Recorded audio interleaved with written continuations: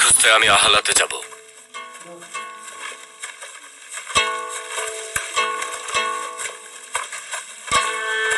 যাবার আগে তোমার সঙ্গে কথা বলতে যাচ্ছিলাম।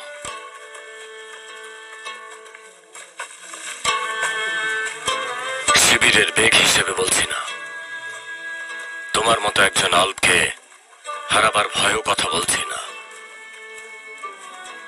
আমি শুধুমাত্র আমার ভাইকে বলছি,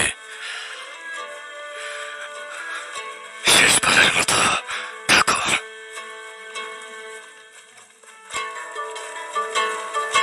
দেরি হয়ে গেছে ভাইজান। এমনটা করো না ভাই। আমি সুঙ্গুর, মাকে ছেড়ে তুমি যেও না। আমরা একসাথে বড় হয়েছে। আমাদের সন্তানদের আমাদের স্বপ্ন আর আশাগুলো একসাথে বেড়ে উঠতে দাও।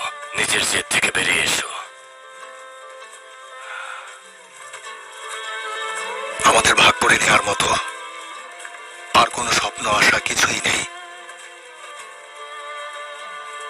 যেই খুনি আমাদের কুরকুত বেগ, তুক্তিকিন বেগ, ভুকচে খাতুনকে খুন করেছিল, আপনি তার উপর নির্ভর করেছিলেন।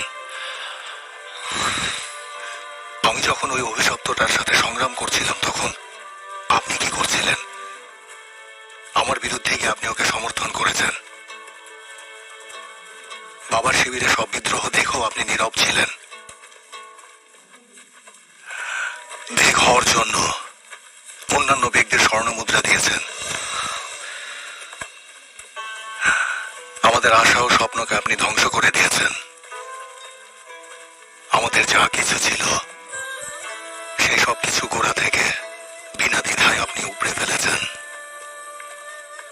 বুঝতে পারছি আমার নেতৃত্বটা আপনার কাছে বোঝা।